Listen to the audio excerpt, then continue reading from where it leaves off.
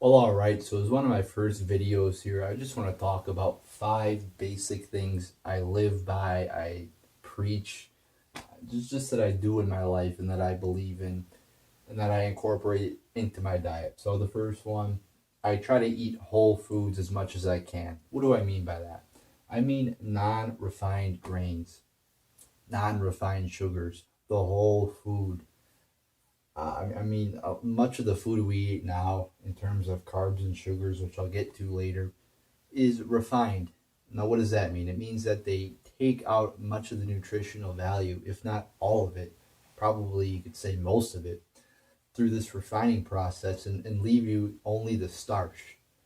Only starch. I mean, that's what you eat. You're eating when you eat your typical bread or your typical pasta. You're eating starch, refined carbs. Same thing with sugar. Sugar cane, which your typical white sugar is made from, is actually has some nutritional benefits to it.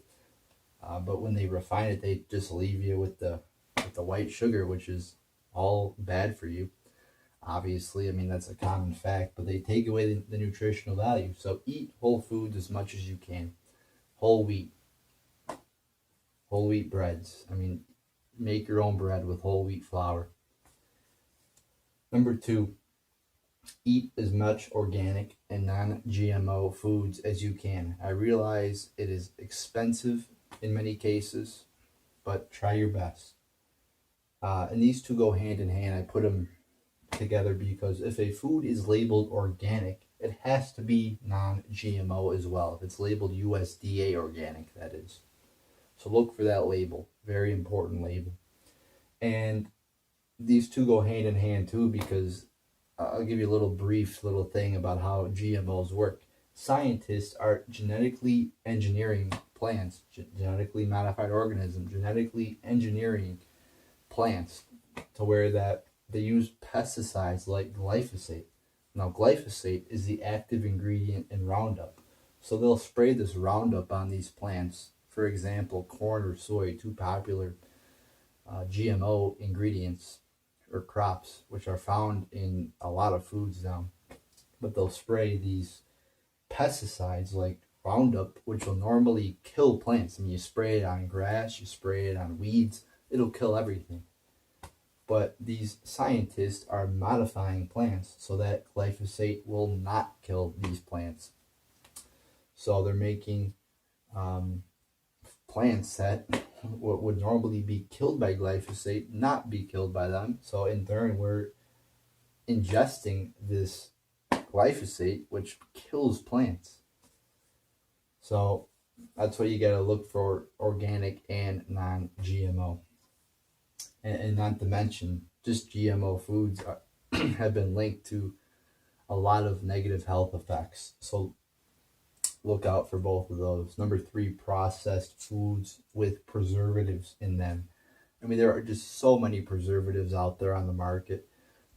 Your best bet, I mean, there's just so many of them. I mean, it's really hard to keep up with all the names of them, let alone all the side effects to them. So, like I said, the best bet is to really eat whole foods. Eat, I'll get to this, basic foods without preservatives. And I'm not denying that there are good preservatives, but the big industry will only use the ones that are cheapest, and the ones that are cheapest are usually the ones that are bad for us. I mean, preserving food has been done for a long time with salt and other, citric acid from fruits has been used as a preservative for a long time. And so, like I said, some of them are good, some of them are bad. But modern preservation techniques are very bad for the most part. So look out for those things like MSG, monosodium glutamate, food colorings. You look on the back of the label, you see red 5, yellow 6, red 40. These have been all linked to numerous bad health effects. Like in the case of MSG, it's been linked to negative cognitive function. Food colorings, artificial food dyes have been linked to an increase in hyperactivity, meaning ADHD, which coincidentally or not probably has been on the rise as well. ADHD rates have been just getting higher, so look out for those. 4, basic home cooking. Again, back to number one, Whole Foods. You want to go to the grocery when you're shopping. Buy vegetables, buy organic vegetables, or grow them in your own yard. Um, and cook it yourself. If you go to a restaurant or you buy a prepackaged meal, especially a restaurant though, you don't know what they're putting in the food you're eating. You don't know what ingredients they're using.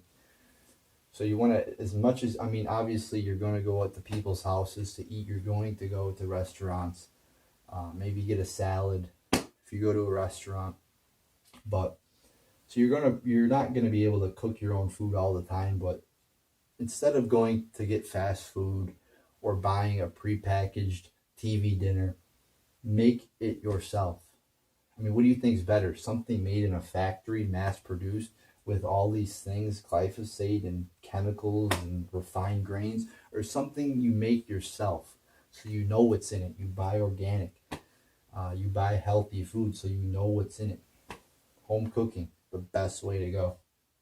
And last but not least, kind of how I eat, or at least I try to eat. Like I said, I'm not saying I do all these things 100% of the time. We all, nobody's perfect. So, but what I try to do is healthy fats, high, a lot of healthy fats, not 100%, but like I said, I'll get into these more. But and then you want to keep your refined carbs and sugars at a low. Now, what they tell you in, as a kid, probably all you hear about is sugar. Obviously, we all know sugar is bad. But another thing that is equally as bad, if not worse, because of how little a lot of people know about it, is refined carbs. Anytime you eat your normal bread, your normal cereal, your pastas, they're made with refined carbs, which again, they're just giving you the starch of the wheat. They're not giving you the part with the nutritional benefits like the B vitamins and the fiber. They strip all that out, throw it away, and give you the white refined carbs, which are terrible for you. That's why you want healthy fats. Healthy fats give you a stable energy. They don't have as high of a glycemic index as carbs and sugar. Now, what does that mean? That means that when you have a meal high in healthy fats, you will have a moderate amount of energy for 4 or 5 hours, a long period of time. If you have refined carbs or sugars, you will have a lot of energy, yes, but only for an hour or two, only for a couple hours, and then you'll just need more of it. You're going to need to consume more foods, more carbs and sugars to get that energy back that you only had for a couple hours. And that's why so many people are obese, in my opinion. One of the biggest culprits of obesity is eating so many refined carbs, which don't give you the energy you need. And then you need to eat more again in a few hours. So then you eat more. What I try to do is eat 3 meals a day, high in healthy fats. I could go 5 or 6 hours without eating. You get a little hungry, but I mean, nothing compared to what happens with refined carbs. I mean, you eat them, then you crash. That's why you need healthy fats. If you eat a meal, I mean, it's amazing. Uh, you'll have so much energy for, you eat one meal and you'll have energy for 4, 5, 6 hours without having to eat another meal. So 5 topics. I'll go more into other topics in future videos, but I just want to create a basic video talking about what I preach, what I believe in, and what I try to do in my life. So there you go.